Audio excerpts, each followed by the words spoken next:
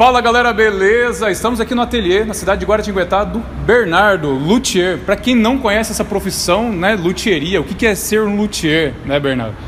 Muita gente não sabe o que é ser um luthier. Em poucas palavras, assim, o que é de fato ser um luthier, Bernardo? É ser louco, né? É isso aí. Ser louco. Não, na verdade, o luthier, a palavra vem de luth, que é alaúde em francês. Boa! Então é o construtor de alaúdes que depois se tornou o construtor de instrumentos de corda e tal.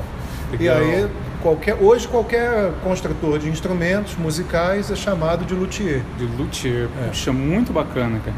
E o pessoal é muito curioso como de fato, como um violão é construído, né, cara? Por onde começa? Na escolha da madeira? Qual é o ponto principal para começar a construir um violão? O correto de dizer seria você começar pelo comprimento da escala. Olha. E pela tensão da corda. Caramba! O certo seria esse. Sim. Porque aí você, com o comprimento da escala, você sabe onde o cavalete vai chegar, que som que você está buscando naquilo e quanto de tensão você tem na corda para saber o quanto a tua estrutura toda vai precisar suportar. Uau! Tá? Não é tão simples assim, de maneira alguma, cara. Mas como a gente normalmente já tem os modelos né, de violão que a gente já conhece, então, por exemplo, você vai construir um violão clássico, você tem um tamanho de escala já padrão, de 650 milímetros a 660 milímetros e tal. Então, é mais ou menos já um padrão nele todo. O que eu costumo fazer é modificar essa arquitetura da construção, quer dizer, o desenho interno dele. Eu mudei também o meu desenho externo um pouco, que eu não gosto daquele violão que tem, parece que ele tem uma bunda achatada. Uma achatada, assim. Eu não curto muito aquilo. Mas eu resolvi fazer o meu desenho de violão autoral e internamente eu construo de acordo com a sonoridade que eu estou buscando. Então a primeira coisa que eu vou sempre analisar é o uso, através do briefing que eu tenho. O meu cliente vai tocar o quê? Tá? Não vou tocar jazz. Então ele quer um som mais cheio, um som mais arredondado. Então para isso eu vou precisar utilizar materiais que já me deem essa textura. E isso está na madeira. Caramba! E aí a partir disso eu vou pensar na arquitetura que eu vou utilizar e depois na engenharia de construção que eu vou utilizar. Nossa! Porque dependendo da arquitetura, eu vou mudar a forma como ele vibra. Porque ele é estruturado, através da arquitetura de construção, ele é estruturado de uma forma que ele vai fazer com que o cavalete faça mais ou menos movimentos. Puxa. Tá? E aí são vários movimentos. É um estudo profundo. É como dar vida realmente para um pedaço de madeira, né, cara? Realmente, uau. Porque tem muita gente que chega a pensar que quem faz violão é marceneiro, né? Faz também. Faz. Só que não vai sair um instrumento com a qualidade que um bom luthier vai oferecer. Né? Da mesma forma que eu vou fazer o trabalho dele também. Perfeitamente. Perfeitamente. Esse feeling, né? Você tem que ter essa parte de sentir realmente, ainda mais você que trabalha de repente com um pedido direto do cliente, entender o que realmente o cliente quer e transmitir isso para um pedaço de madeira. Isso é a coisa mais né? difícil. Esse é o mais difícil, né? Esse feeling, essa parte sentimental da coisa. Né? Até porque esse luthier, que é o meu caso, ele está acabando. Né? Porque a maioria dos luthiers hoje está trabalhando fazendo em quantidade, tentando fazer número de violões para poder vender isso e sobreviver dessa arte assim. No meu caso não, eu faço cada instrumento é um projeto especial, diferenciado para aquele músico. Perfeito. Então isso aí me obriga, né, a ter muito mais cuidado com cada parte da construção, né? E isso toma mais tempo e isso fica mais caro. Porque realmente em torno, mais ou menos, a gente falando agora de construção, leva quanto tempo em média para eu chegar a fazer um pedido hoje de um violão e para ele ficar pronto? Como é que funciona essa métrica? Eu construo em média, né, 6 instrumentos por ano tá? Então, normalmente a pessoa me encomenda um instrumento agora, eu vou demorar em torno de 10 meses para entregar esse instrumento para ele. Às vezes, fica pronto em menos tempo. Se eu ficar construindo sem ter essa pressão de tem que construir para várias pessoas, tomar cuidado com cada parte, se eu for construir para mim, então vou fazer um instrumento em torno de entre 2 e 4 meses, dependendo da complexidade do instrumento, né?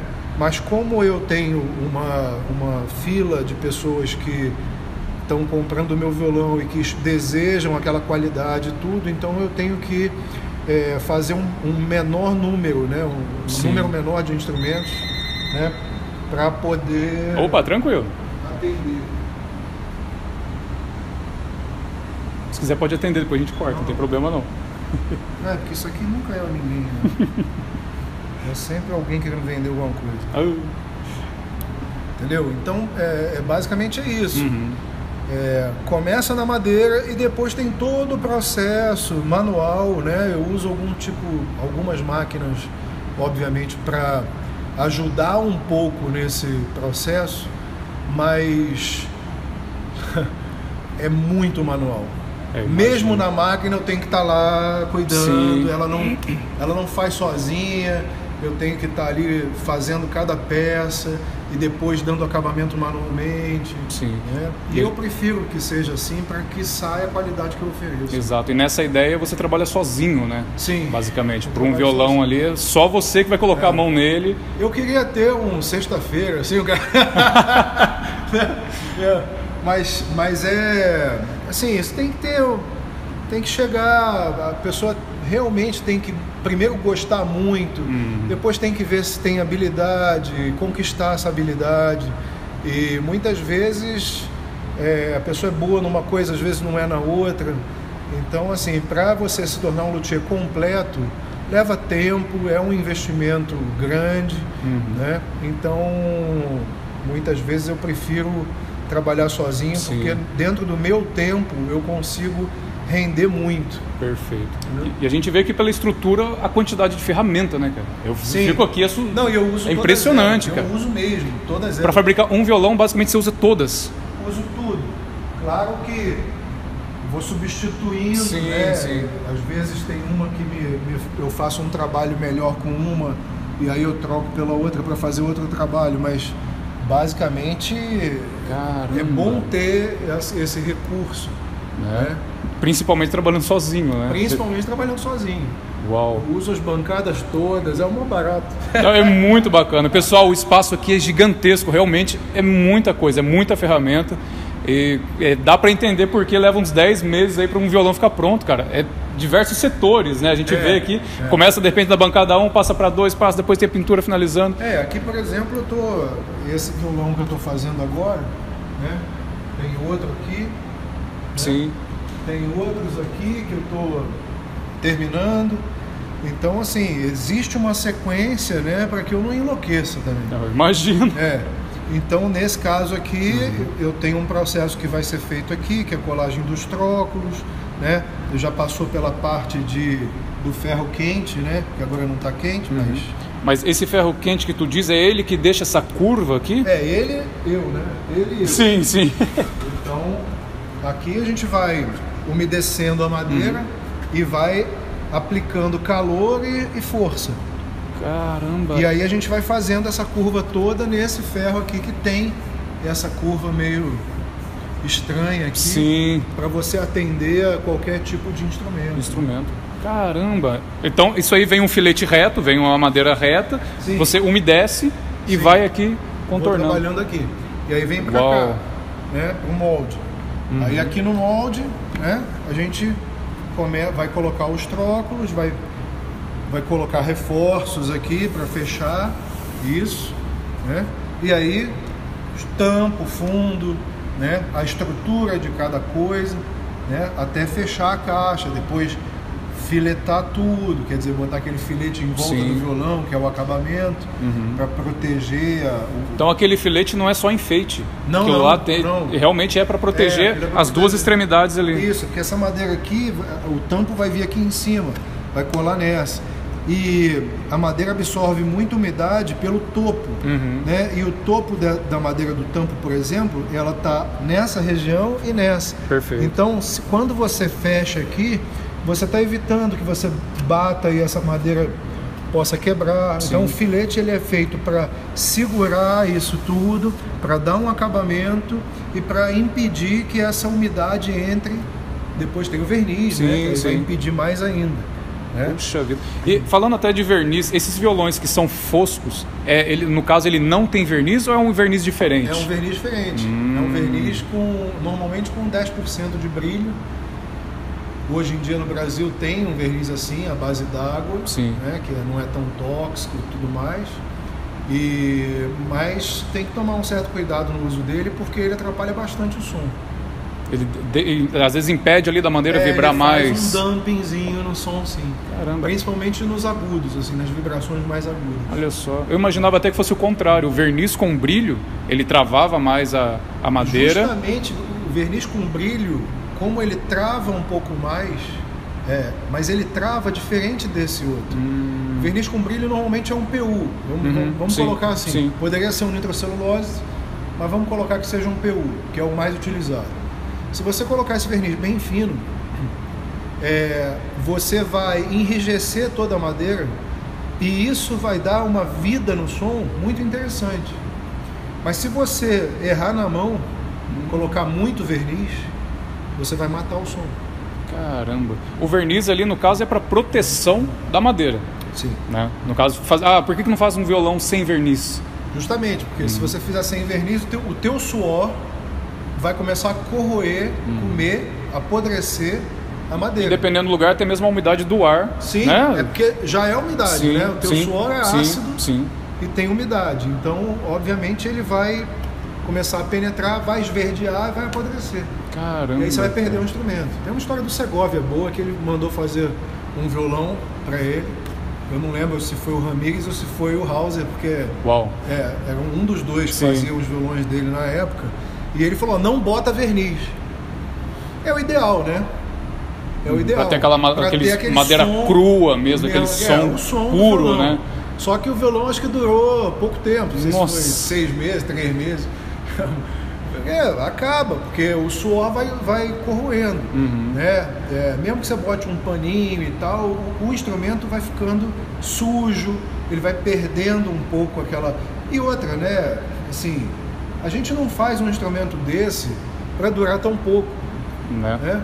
A ideia é que a gente veja a evolução dele. Exato. Porque até o pessoal fala, né? Muita gente aí deve ter dúvida. O violão, quanto mais velho, é pior, é melhor. Né? Tem muito isso. Normalmente um violão mais velho seria melhor. Né? Mas eu já vi violão velho ruim. Bastante. Pode crer. E eu já vi violão novo bom. Né? Então, se o violão é bem construído, né? Vê bem, gente, violão de fábrica é legal? Qual o uso desse violão? Você vai para um show, você vai fazer um show por aí, o hold vai pegar teu violão, você vai tropeçar no fio, vai cair por cima dele. Aquilo realmente tem que ser um instrumento forte, firme, sabe? Para aguentar esse rojão. Então, você vai pegar marcas Takamine, Yamaha, Taylor, Martin e tal, são violões mais parrudos. Então vamos lá, usar esses violões é legal, é ótimo.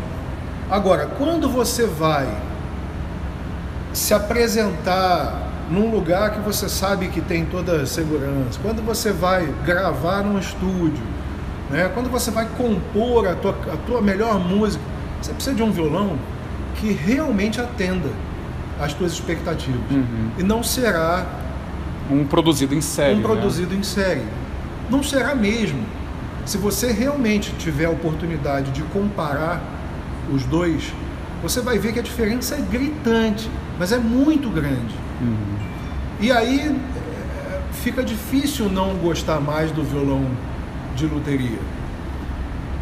Também guardando as devidas distâncias aí, pelo seguinte: você pega um bom violão de fábrica e um bom violão de luteria, você Obviamente o violão de luteria tende a ser muito melhor.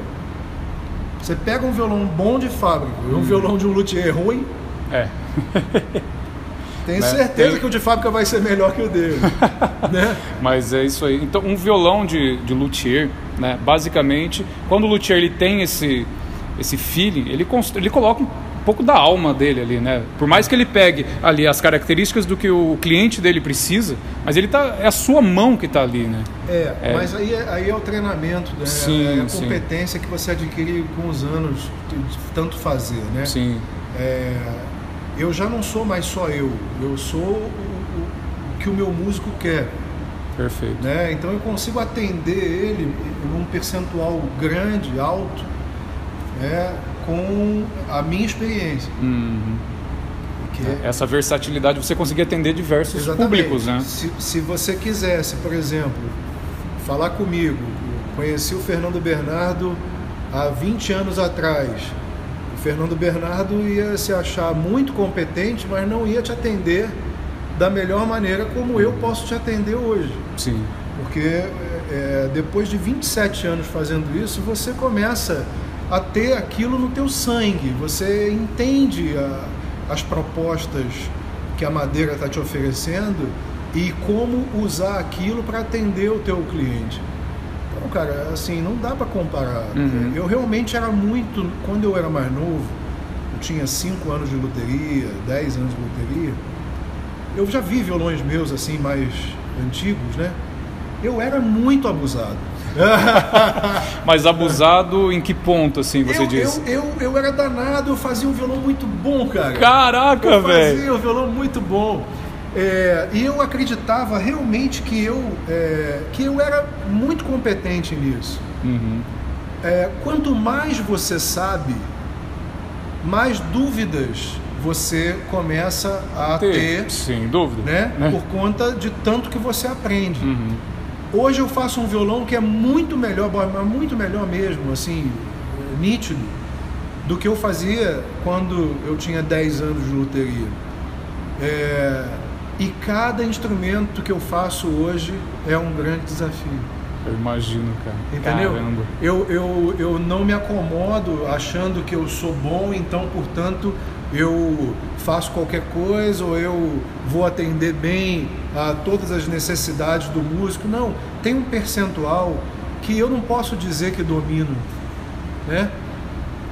Vamos colocar aí 20% de toda a construção, de tudo que eu faço, esses 20% são a surpresa, entendeu? Por quê? Porque você trabalha com uma matéria-prima natural. Sim. Então você junta matérias-primas todas naturais e o resultado que aquilo dá, por mais que você controle a maioria do processo, ele acaba sendo sempre uma grande surpresa. E assim, eu acho que é isso que é o mais legal da construção manual, sabia? Pode crer. É isso que tem mais vida, sim, que a gente fica feliz de estar ali participando. Né? É você saber que você não sabe tudo. Isso que é incrível, né, cara? Você se desafiar a cada instrumento que aparece, né, cara? Isso, é sensacional. É sensacional. Galera, para quem não sabe, né, o Fernando Bernardo, ele saiu na revista Guitar Player.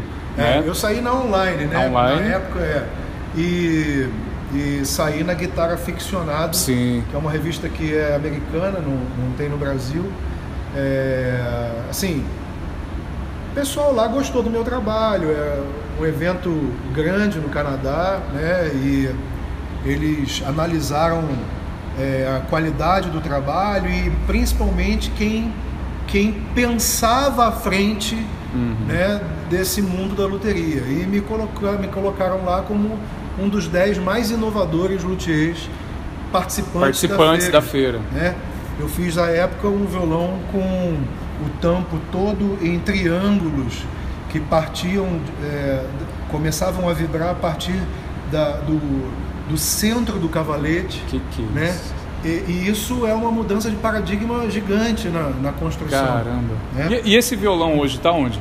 Esse violão está com o Paulão do Zeca Pagodinho. Olha só. Ele está lá. Eu fiz alguns outros também.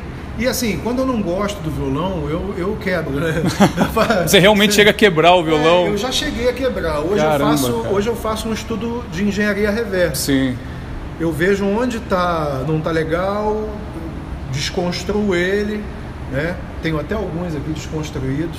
Ainda acontece hoje de você estar no meio, com essa experiência toda que você tem, você está no meio e ainda sentir alguma coisa, opa, isso aqui não saiu exatamente. Na verdade, quando eu sinto que isso vai acontecer, né? Aí como eu tenho uma linha de instrumentos mais barata, que não é tão mais barata, sim, porque ela traz essa qualidade, né, desse trabalho todo, intermediária e mais cara, então eu trago esse instrumento, né, eu resolvo ele para que ele atenda a um tipo musical, sim, a um estilo musical, sim, certo? Então, um exemplo, se eu vou fazer um violão clássico, esse violão clássico, normalmente, o violão clássico tradicional, ele tem aquela sonoridade com um pouco mais de médio, né? Ele fala um pouco assim, tá? E tem uma pompa nisso. Eu não gosto, mas... Tem gente que gosta, né? Enfim, é uma característica, né, do instrumento.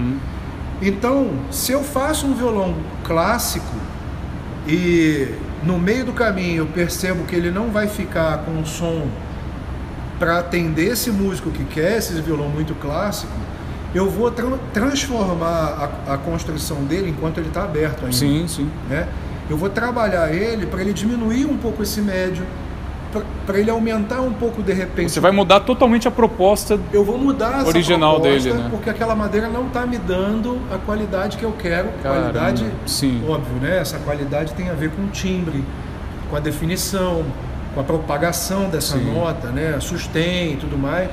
E aí eu vou analisar se ela, no final, antes de fechar o violão, está atendendo. Perfeitamente. Se não atender, não tem esse problema.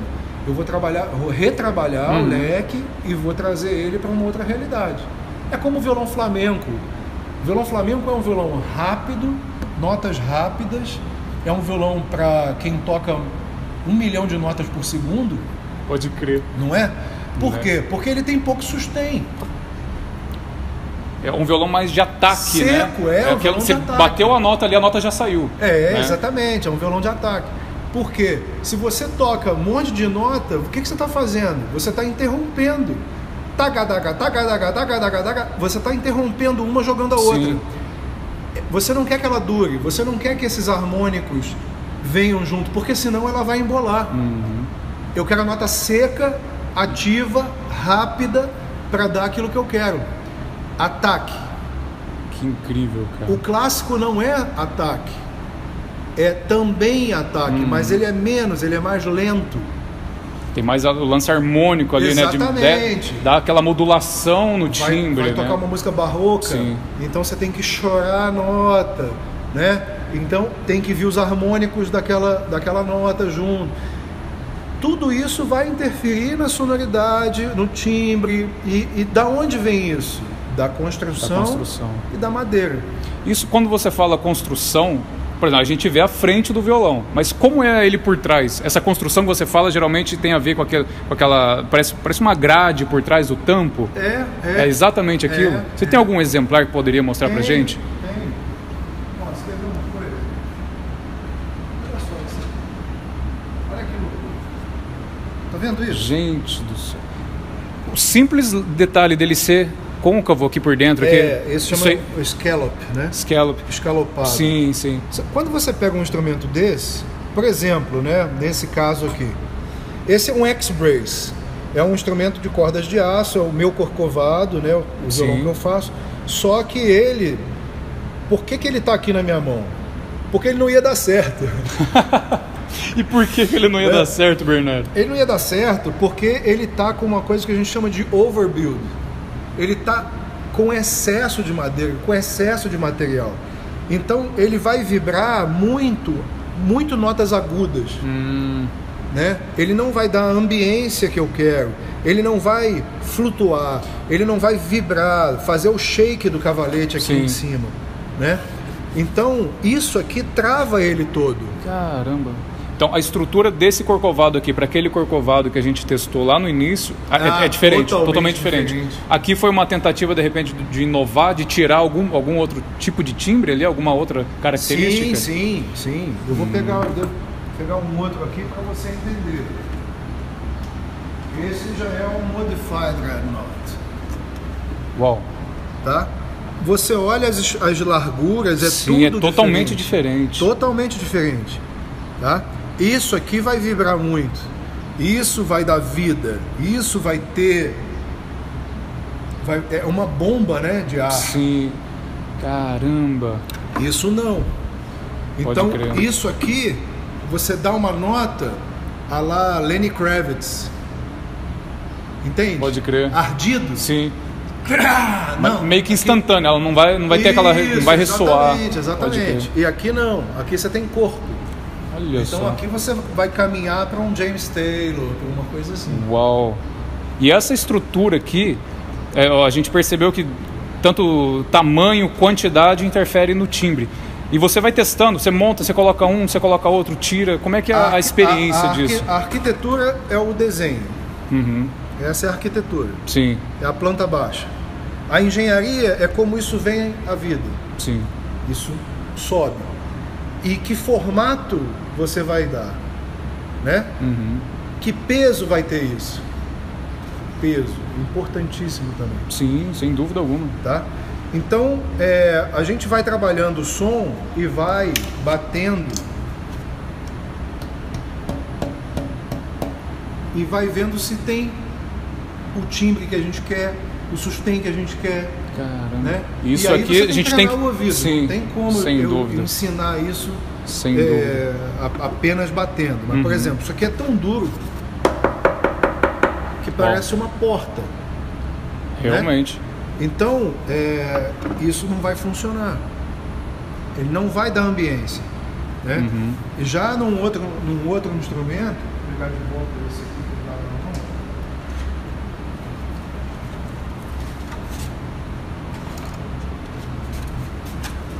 mão. Você já percebe uma diferença gigantesca. Absurda. É muita diferença. Muita diferença. E até muitas pessoas, infelizmente, ainda não sabem, mas enfim, o lance da diferença de um tampo maciço e de um tampo laminado. Né? Aí é... Não, é uma coisa bem simples, mas é que ainda muita gente tem dúvida. Porque esses aqui são maciços. Né? O que é uma madeira maciça para um tampo e um laminado? Laminado é quando você tem a fibra da madeira, várias madeiras bem finas, coladas, onde as fibras estão na mesma direção. Perfeito. Isso é laminado. Compensado é quando você tem as fibras em oposição. Perfeito. Então você tem uma correndo para lá e a outra transversalmente para o lado, né? Sim. Nos dois casos, você está travando a sonoridade dele, porque você tem no meio disso a cola. Pode crer. Então tá estranho aí o negócio. Sim. O timbre fica sem vida, né? Fica aquela coisa meio opaca, meio seca, tanto que os violões bem mais em conta, esses são com tampo laminado, né? Ou compensado. Bem ruim. Bem ruim. Pode crer. E todos os seus violões com tampo maciço? Todos. Uhum. E o tampo maciço vai ser uma peça de madeira apenas, né? Sem cola, sem nada. Sim. Não, na verdade são duas peças coladas no meio. Sim, perfeito. Tá? Porque é o que a gente chama de book match. Então você tem um tampo, tá? Isso aqui é um bruto, né? Um tampo bruto. Então você abre, tá? E faz isso. Perfeito. Certo? Perfeitamente. Então aqui você tem... Essa madeira foi tirada dessa. Foi cortada e abriu para cá. Então, aqui você mantém as mesmas características em ambos os lados. Perfeito. Densidade, umidade, número de vezes por polegada, tudo isso vai fazer diferença aqui. Uau. Se eu tivesse uma madeira completamente diferente dessa aqui do lado, você ia prejudicar a forma como isso vibra. Outra coisa que acontece muito é você, por exemplo, existem umas madeiras que elas fazem um desenho Parece uma, não tenho alguma aqui para te mostrar porque eu não uso basicamente isso. Mas elas têm uma cúpula de catedral. É como se fizesse um desenho que ela faz um bico assim. Já viu? Perfeito, já então, sim. Esse corte que faz esses desenhos é um corte chamado tangencial ou flat. Esse corte, ele empena muito, faz a madeira vibrar de forma... O pessoal usa muito para o fundo do violão, né? Isso. E o que acontece com isso? Né? Não é a melhor madeira para se utilizar, não vibra legal, né? Você tem que ficar atento a isso o tempo todo. E é como se ela roubasse som. Caramba! Empena mais. As pessoas fazem muitas vezes o violão de compensado, que aí não vai vibrar mesmo. Daí né? não... Pois é uma vibração dura, né? E aí no final, na última camada, onde vai ficar para o cliente ver o violão, eles colocam esses detalhes, essas folhas com essa cúpula de catedral, para ficar bonito. Só que claro que no tampo de compensado, aí tanto faz. Sim. Né? Mas se fosse uma madeira maciça, não seria o ideal. A não ser que você quisesse um fundo duro para ricochetear. Depende tudo da proposta que a pessoa deseja tirar ali. Pode mudar essa característica que a madeira traz. Tem um construtor já falecido, infelizmente, chamado Thomas Humphrey. Esse cara, ele fazia os violões do Duo Assad. Uau. Que eram, os caras são, né? Até Nossa. hoje, os caras sensacionais, duo de violão. E ele fazia no fundo do violão, quer dizer, na parte do jacarandá, né? No caso, que o fundo do violão que ele fazia era de jacarandá. E ele colocava um triângulo de madeira de abeto, de madeira clara, com um corte assim, com cúpula de catedral. E qual era a ideia dele? É que quando você tem um problema de umidade, de variação de umidade, quem trabalha mais é a madeira mais macia. Faz sentido. Então a madeira dura empurrava a madeira mais macia e a mais macia deformava, fazia uma mola de madeira. A sacada do cara. Sensacional. Para não rachar o violão. Sim. Né? E infelizmente, como eu disse, ele já faleceu, mas é uma forma muito inteligente de utilizar um corte que é quase proibido, no caso, no fazer, né, da luteria. Então, assim, depende do que você quer. Você pode utilizar, sabendo utilizar, você pode fazer o que você quiser. Vale a pena. Que incrível, cara.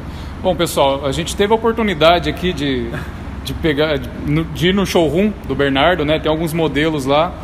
E a minha concepção de violão, né? A gente conhece as marcas famosas aí, Gibson, Taylor, Martin, tudo essa coisa aí. Nossa, os melhores violões do mundo. Só que quando você pega um violão de um artesão, de um talentoso, de um cara que tem um talento que... Eu tô assustado, de verdade, pessoal. Eu tô muito assustado, cara. Porque é incrível, cara.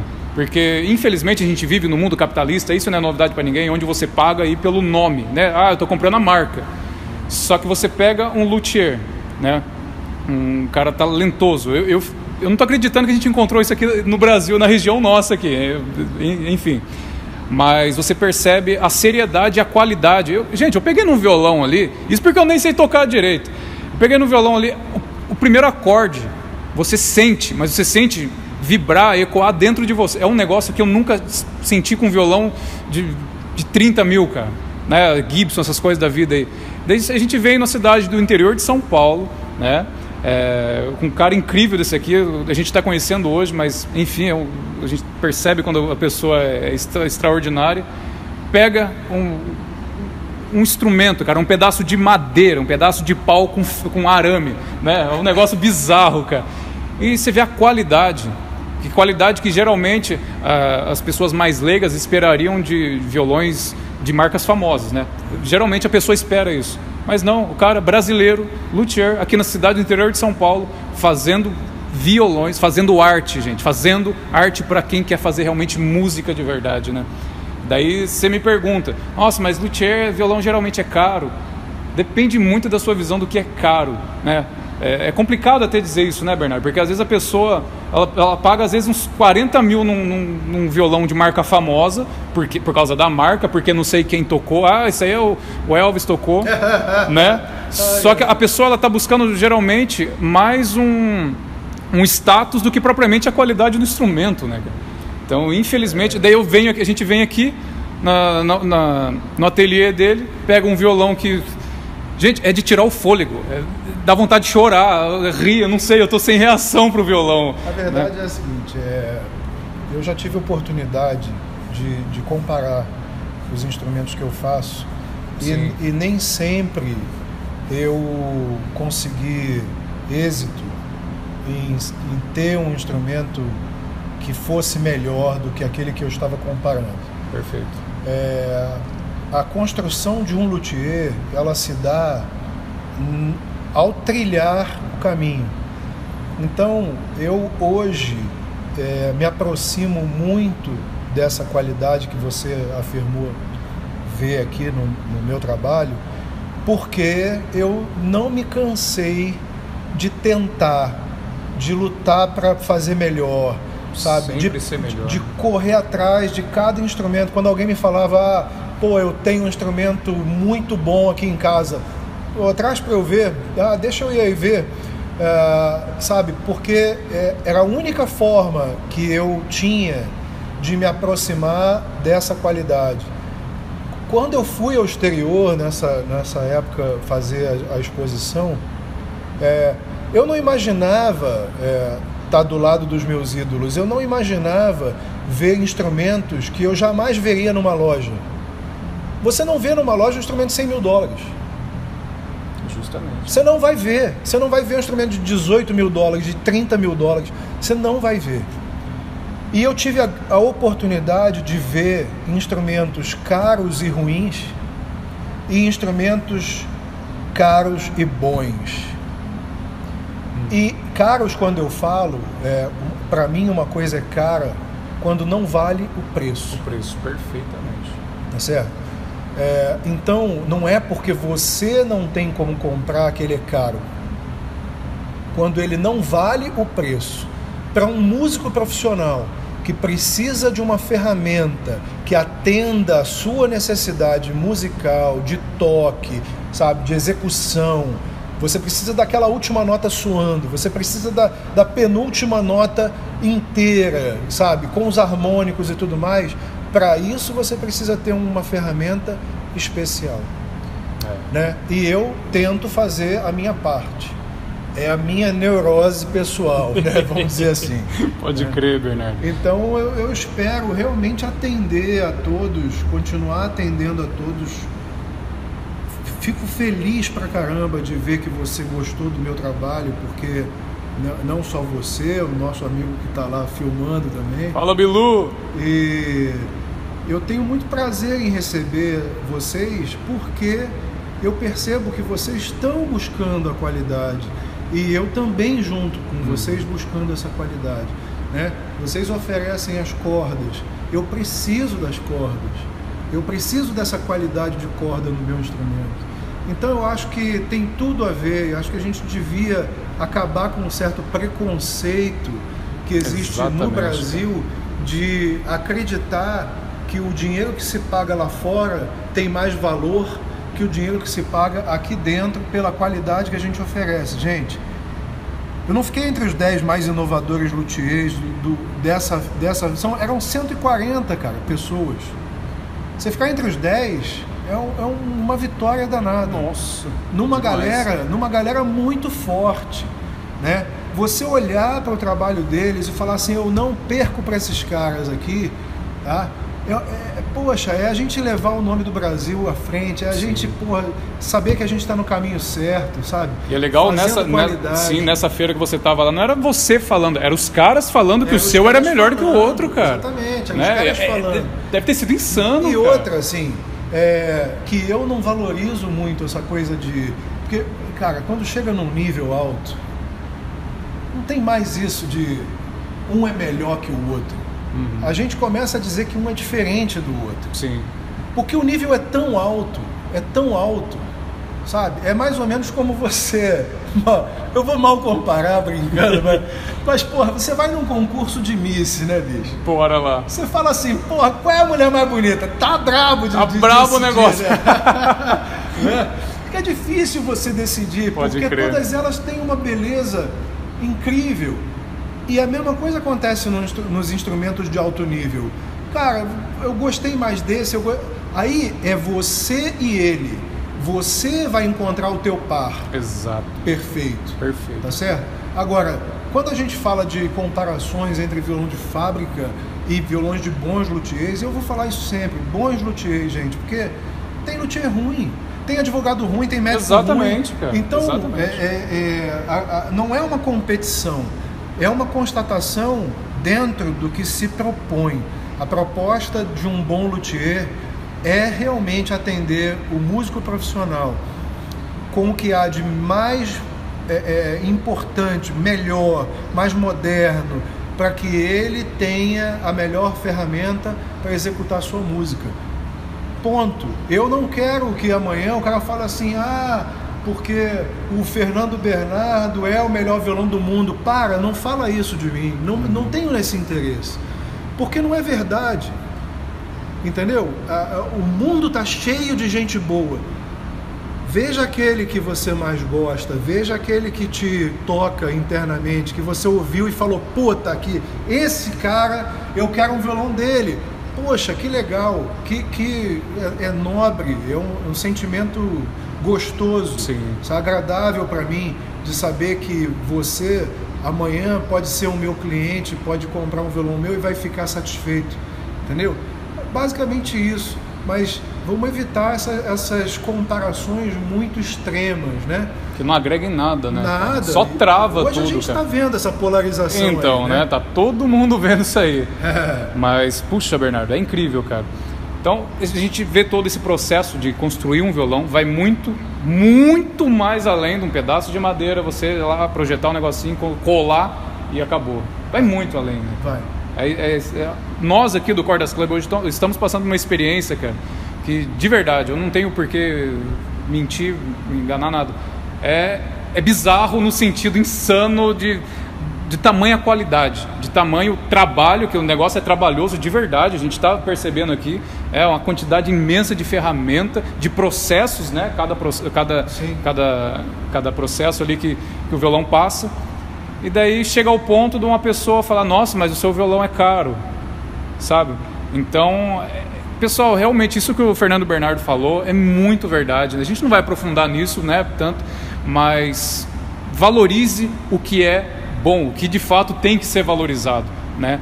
Vamos destruir alguns paradigmas aí, porque é complicado.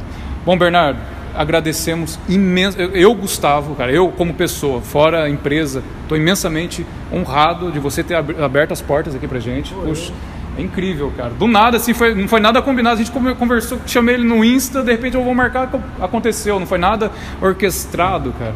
Então, que bom. É algo realmente, eu como ser humano, como homem, eu estou muito honrado de conhecer um luthier, um talento gigantesco igual o seu, cara. Vocês perceberão depois uns videozinhos do timbre, dos violões, vocês vão entender o que eu tô falando.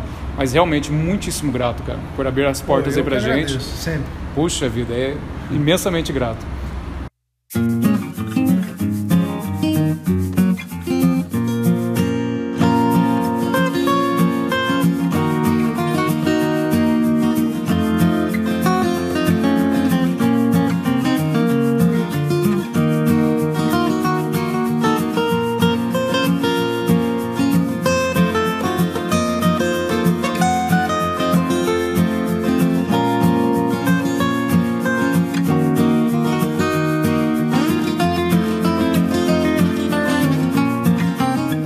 É isso aí, galera. Hoje o Cordas Club esteve aqui na cidade de Guaratinguetá, né, no ateliê de um luthier talentosíssimo, Fernando Bernardo, né? Vocês conseguem constatar aqui algumas obras dele, cara. É outro nível de violão, pessoal. Para tirar realmente aquela ideia de violão tem que ter marca famosa. É outra ideia. Estamos aqui para agradecer mais uma vez, Fernando Bernardo, imensamente, um prazer imenso, né? E, cara, fala alguma coisa pro pessoal aí que que é curioso nesse lance de luthier, né? Eu acho que o que eu posso falar de mais importante é que você venha conhecer. Sim. Tá? Eu também ensino essa arte. Boa. Tá? Então, quem quiser se interessar, músicos profissionais que desejem conhecer esses violões que eu faço, eu acho que vocês só ganham, não estão perdendo nada. Tragam o seu melhor violão. É isso aí. Tá? Porque eu vou querer comparar com o de vocês. Sensacional. Tá, e é isso. Eu estendo o convite a todos que desejarem conhecer essa arte aqui em Guaratinguetá. Boa. Bom, Cordas Club hoje no ateliê do Fernando Bernardo. Isso aí, galera. Valeu!